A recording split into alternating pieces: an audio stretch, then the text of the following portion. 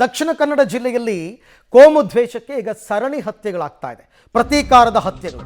ಈ ಹಿನ್ನೆಲೆಯಲ್ಲಿ ಇವತ್ತು ಅಲ್ಲಿನ ಜಿಲ್ಲಾ ಉಸ್ತುವಾರಿ ಸಚಿವ ದಿನೇಶ್ ಗುಂಡೂರಾವ್ ಸಾರ್ವಜನಿಕ ಸಭೆಯನ್ನ ಕರೆದಿದ್ರು. ಏನಾಯ್ತು ಅಲ್ಲಿ ಅಂತ ನೋಡ್ತಾ ಹೋಗೋಣ.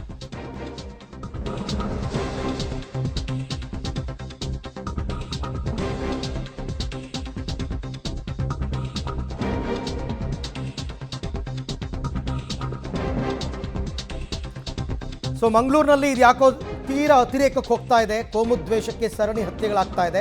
ಏನಾದರೂ ಮಾಡೋಣ, ಇದನ್ನು ಬಗೆಹರಿಸೋಣ ಅಂತ ಜಿಲ್ಲಾ ಉಸ್ತುವಾರಿ ಸಚಿವ ದಿನೇಶ್ ಗುಂಡೂರಾವ್ ಇವತ್ತು ಸಾರ್ವಜನಿಕ ಸಭೆಯನ್ನು ಕರೆದಿದ್ರು. ಆದರೆ ಈ ಸಭೆಯಿಂದ ಮುಸ್ಲಿಂ ಕಾಂಗ್ರೆಸ್ ಮುಖಂಡರು ಅಂತರವನ್ನು ಕಾಯ್ದುಕೊಂಡಿದ್ದಾರೆ, ಸಭೆಗೆ ಬಂದಿಲ್ಲ. ಯಾಕೆಂದರೆ ದಿನೇಶ್ ಗುಂಡೂರಾವ್ ವಿರುದ್ಧ ಸ್ಥಳೀಯ ಮುಸ್ಲಿಂ ಮುಖಂಡರು ಒಂದು ರೀತಿ ಬೇಸರವಾಗಿದ್ದಾರೆ, ಮುನಿಸನ್ನು ವ್ಯಕ್ತಪಡಿಸ್ತಾ ಇದ್ದಾರೆ. ಜೊತೆಗೆ ಈಗಾಗಲೇ ಅಲ್ಲಿನ ಅಲ್ಪಸಂಖ್ಯಾತ ಘಟಕದವರೆಲ್ಲರೂ ಕೂಡ ರಾಜೀನಾಮೆ ಕೊಟ್ಟಿದ್ದರು. ಸೊ ಹಾಗಾಗಿ ಜಿಲ್ಲಾ ಉಸ್ತುವಾರಿ ಸಚಿವರ ಬದಲಾವಣೆ ಆಗಬೇಕು ಅಂತ ಅವರು ಪಟ್ಟು ಹಿಡಿದಿದ್ದಾರೆ.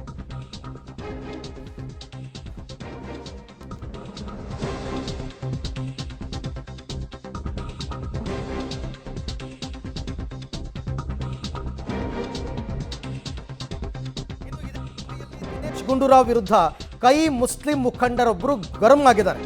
ಪ್ರಚೋದನಕಾರಿ ಭಾಷಣಗಳ ಬಗ್ಗೆ ಸಚಿವರು ಮಾತನಾಡ್ತಾ ಇದ್ದಾಗ ಪ್ರಚೋದನಕಾರಿ ಭಾಷಣದಿಂದಲೇ ಕೊಲೆಯಾಗಿದೆ ಅಂತ ಮುಸ್ಲಿಂ ಮುಖಂಡ ಅಪಸ್ವರ ಎತ್ತಾರೆ. ಈ ವೇಳೆ ಮುಸ್ಲಿಂ ಮುಖಂಡನ ಮೇಲೆ ದಿನೇಶ್ ಗುಂಡೂರಾವ್ ಗರಂ ಆಗ್ತಾರೆ. ಉಳ್ಳಾಲ ನಗರಸಭೆಯ ಮಾಜಿ ಸದಸ್ಯ ಉಸ್ಮಾನ್ ಕಲಾಪು ವಿರುದ್ಧ ದಿನೇಶ್ ಗುಂಡೂರಾವ್ ಗರಂ ಆಗಿರೋದು. ಹೊರಗಾಕ್ರಿ ಅವನನ್ನ ಅಂತೆಲ್ಲ ಹೇಳಿದ್ದಾರೆ. ಸಿಬ್ಬಂದಿಗೆ ಹೊರಗಾಕೋದಕ್ಕೆ ಸೂಚನೆ ಕೊಟ್ಟಿದ್ದಾರೆ. ಸಹಜವಾಗಿ ಅಲ್ಲಿನ ಮುಸ್ಲಿಂ ಮುಖಂಡರಿಗೆ ದಿನೇಶ್ ಗುಂಡೂರಾವ್ ವಿರುದ್ಧ ಅಸಮಾಧಾನವಾಗಿದೆ. ಸೋಷಿಯಲ್ ಮೀಡಿಯಾದಲ್ಲಿ ಬರುವಂತಹ ಪೋಸ್ಟ್ಗಳು ಅದು ತುಂಬಾ ಡೇಂಜರಸ್ ಅಂತ.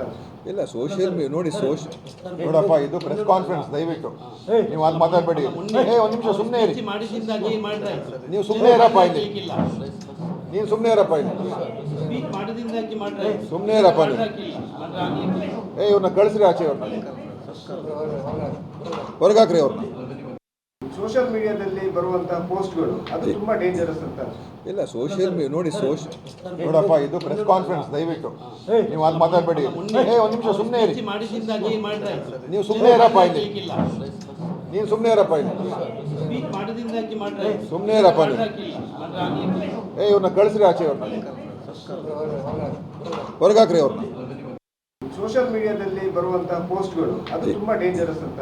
ಇಲ್ಲ, ಸೋಷಿಯಲ್ ನೋಡಿ ನೋಡಪ್ಪ, ಇದು ಪ್ರೆಸ್ ಕಾನ್ಫರೆನ್ಸ್, ದಯವಿಟ್ಟು ನೀವು ಅದು ಮಾತಾಡಬೇಡಿ. ಒಂದು ನಿಮಿಷ ಸುಮ್ಮನೆ ಇರಿ, ನೀವು ಸುಮ್ಮನೆ ಇರಪ್ಪ ಇಲ್ಲಿ, ನೀನು ಸುಮ್ಮನೆ ಇರಪ್ಪ ಇಲ್ಲಿ, ಸುಮ್ಮನೆ ಇರಪ್ಪ ನೀವು. ಇವ್ರನ್ನ ಕಳಿಸ್ರಿ ಆಚೆ, ಅವ್ರನ್ನ ಹೊರಗಾಕ್ರಿ ಅವ್ರನ್ನ. ಸೋಷಿಯಲ್ ಮೀಡಿಯಾದಲ್ಲಿ ಬರುವಂತಹ ಪೋಸ್ಟ್ಗಳು ಅದು ತುಂಬಾ ಡೇಂಜರಸ್ ಅಂತ. ಇಲ್ಲ, ಸೋಷಿಯಲ್ ನೋಡಿ ನೋಡಪ್ಪ, ಇದು ಪ್ರೆಸ್ ಕಾನ್ಫರೆನ್ಸ್, ದಯವಿಟ್ಟು ನೀವು ಅದು ಮಾತಾಡಬೇಡಿ. ಒಂದು ನಿಮಿಷ ಸುಮ್ಮನೆ ಇರಿ, ನೀವು ಸುಮ್ಮನೆ ಇರಪ್ಪ ಇಲ್ಲಿ, ನೀನು ಸುಮ್ಮನೆ ಇರಪ್ಪ ಇಲ್ಲಿ, ಸುಮ್ಮನೆ ಇರಪ್ಪ ನೀವು. ಇವ್ರನ್ನ ಕಳಿಸ್ರಿ ಆಚೆ, ಅವ್ರನ್ನ ರೈಟ್. ವಿಚಾರ ಇಷ್ಟೇನೆ, ದಕ್ಷಿಣ ಕನ್ನಡ ಜಿಲ್ಲೆ ಮಂಗಳೂರು ಭಾಗದ ಮುಸ್ಲಿಂ ಮುಖಂಡರಿಗೆ ದಿನೇಶ್ ಗುಂಡೂರಾವ್ ಬದಲಾವಣೆ ಆಗಬೇಕು ಡಿಸ್ಟ್ರಿಕ್ಟ್ ಇನ್ಚಾರ್ಜ್ ಮಿನಿಸ್ಟ್ರಿಂದ. ಯಾಕೆ ಅಂತಂದರೆ ಅವ್ರು ಹೇಳೋ ಪ್ರಕಾರ ಪ್ರಚೋದನಕಾರಿ ಭಾಷಣಗಳನ್ನು BJP ಶಾಸಕರು ಮಾಡ್ತಾ ಇದ್ದಾರೆ, ಅದರಿಂದ ಕೊಲೆಗಳಾಗ್ತಾ ಇದೆ, ಅದನ್ನು ತಡೆಗಟ್ಟೋದಕ್ಕೆ ಸರ್ಕಾರ ವಿಫಲವಾಗಿದೆ.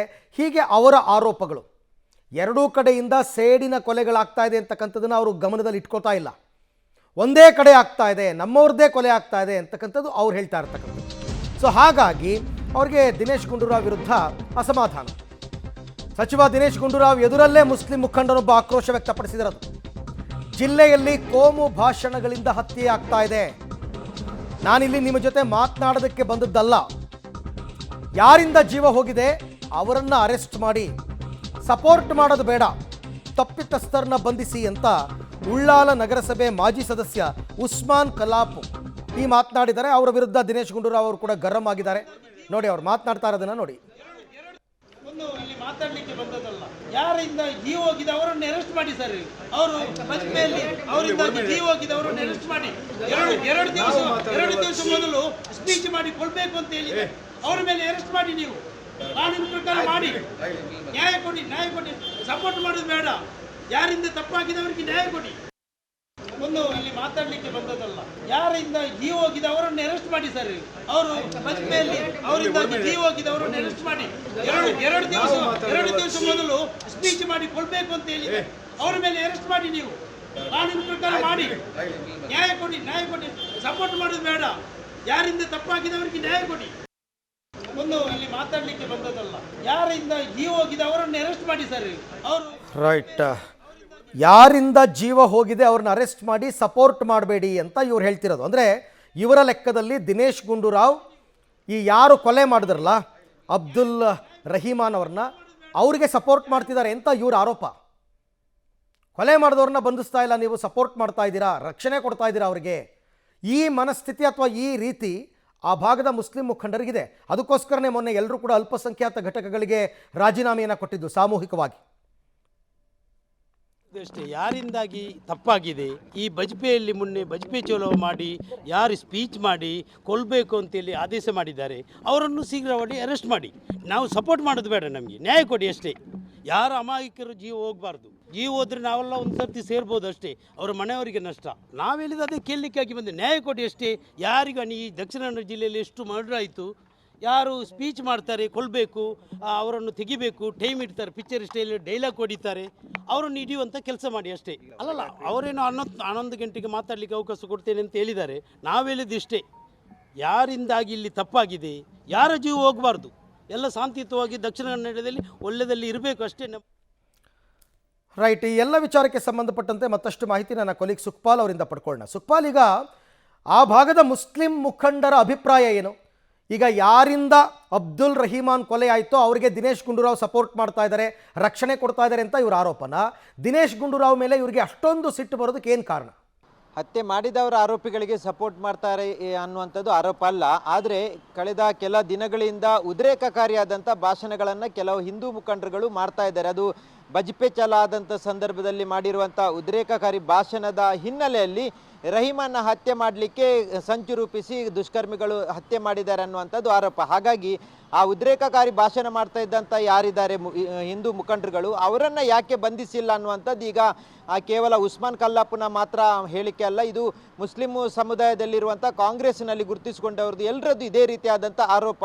ಯಾವಾಗ ಭರತ್ ಕುಂಬ್ಡೇಲು ಪುತ್ತೂರಿನಲ್ಲಿ ಒಂದು ಹೇಳಿಕೆಯನ್ನು ಕೊಡ್ತಾರೆ, ನಾವು ಎಲ್ಲರನ್ನ ಸುವಾಸತೆ ಪ್ರಕರಣಕ್ಕೆ ಸಂಬಂಧಪಟ್ಟ ಹಾಗೆ ನಾವು ಅದಕ್ಕೆ ಪ್ರತಿಕಾರ ಕೊಡ್ತೇವೆ ಅನ್ನುವಂಥದ್ದನ್ನು ಓಪನ್ ಆಗಿ ಸ್ಪೀಚ್ ಮಾಡ್ತಾರೆ. ಜೊತೆಗೆ ಬಜ್ಪೆಯಲ್ಲಿ ಸುಹಾಸ್ನ ಶ್ರದ್ಧಾಂಜಲಿ ಸಭೆ ನಡೆದಂಥ ಸಂದರ್ಭದಲ್ಲೂ ಅಲ್ಲೂ ಶ್ರೀಕಾಂತ್ ಶೆಟ್ಟಿ ಸೇರಿದಂತೆ ಹಲವು ನಾಯಕರುಗಳು ಈ ರೀತಿಯಾದಂಥ ಹೇಳಿಕೆಯನ್ನು ಕೊಡ್ತಾರೆ. ಆ ಹೇಳಿಕೆಯಿಂದಾಗಿ ಈ ಹತ್ಯೆಗಳು ಮುಂದುವರೆದಿದೆ ಅನ್ನುವಂಥ ಆರೋಪ ಈ ಕಾಂಗ್ರೆಸ್ನಲ್ಲಿರುವಂಥ ಮುಸ್ಲಿಂ ನಾಯಕರದ್ದು ಆರೋಪಗಳು. ಹಾಗಾಗಿ ಅಂಥವರನ್ನು ಮೊದಲು ಬಂಧಿಸಬೇಕು, ಕೇವಲ ಅವರ ಮೇಲೆ ಪ್ರಕರಣ ದಾಖಲಿಸಿ ಸರ್ಕಾರ ಮತ್ತು ಪೊಲೀಸು ಸುಮ್ಮನಾಗಿದೆ, ಅವರನ್ನು ಬಂಧನ ಮಾಡಬೇಕು, ಆಗ ಎಲ್ಲವೂ ಕಂಟ್ರೋಲ್ ಆಗುತ್ತೆ ಅನ್ನುವಂಥದ್ದು ಈ ಮುಸ್ಲಿಂ ನಾಯಕರುಗಳ ಒಂದು ವಾದ ಇರುವಂಥದ್ದು. ಆದರೆ ಇಲ್ಲಿ ಇದನ್ನು ಸರ್ಕಾರ ಒಪ್ಕೊಳ್ತಾ ಇಲ್ಲ, ಮತ್ತು ಜಿಲ್ಲಾ ಉಸ್ತುವಾರಿ ಸಚಿವರು ಅದೇ ರೀತಿಯಾಗಿ ಹೇಳ್ತಾ ಇರುವಂಥದ್ದು. ನಾವು ಯಾರು ಯಾವ ಪಕ್ಷದವರು ಯಾವ ಧರ್ಮದವರು ಅಂತ ಗುರುತಿಸೋದಿಲ್ಲ, ಯಾರು ತಪ್ಪು ಮಾಡ್ತಾರೆ ಅವರನ್ನು ಖಂಡಿತವಾಗಿ ಬಂಧನ ಮಾಡ್ತೇವೆ, ಈ ರೀತಿಯಾದಂಥ ಪ್ರಕರಣಗಳನ್ನು ಯಾರು ಭಾಗಿಯಾಗಿದ್ದಾರೆ ಅವರಿಗೆ ಖಂಡಿತವಾದ ಸರಿಯಾದ ಶಿಕ್ಷೆಯನ್ನು ಕೊಡ್ತೇವೆ ಅನ್ನುವಂಥದ್ದನ್ನು ಹೇಳ್ತಾ ಇದ್ದಾರೆ. ಈಗ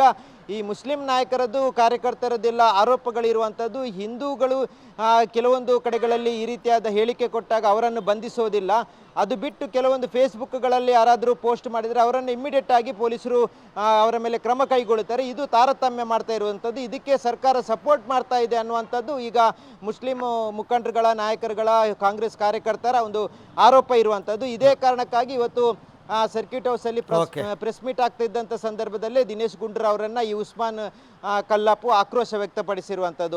ಓಕೆ ಸುಖಪಾಲ್, ಥ್ಯಾಂಕ್ ಯು, ತಮ್ಮೆಲ್ಲ ಮಾಹಿತಿಗೆ ಧನ್ಯವಾದ. ಓಕೆ, ಒಂದು ವೇಳೆ ಅದೇ ನಿಜ ಆಗಿದ್ದರೆ ಸರ್ಕಾರ ಕ್ರಮ ತಗೊಳ್ಳಿ, ಯಾರು ಈ ರೀತಿ ಉದ್ರೇಕಕಾರಿ ಭಾಷಣವನ್ನು ಮಾಡ್ತಾರೆ ಅಂಥವ್ರ ವಿರುದ್ಧ ಕ್ರಮ ತಗೊಳ್ಳಿ.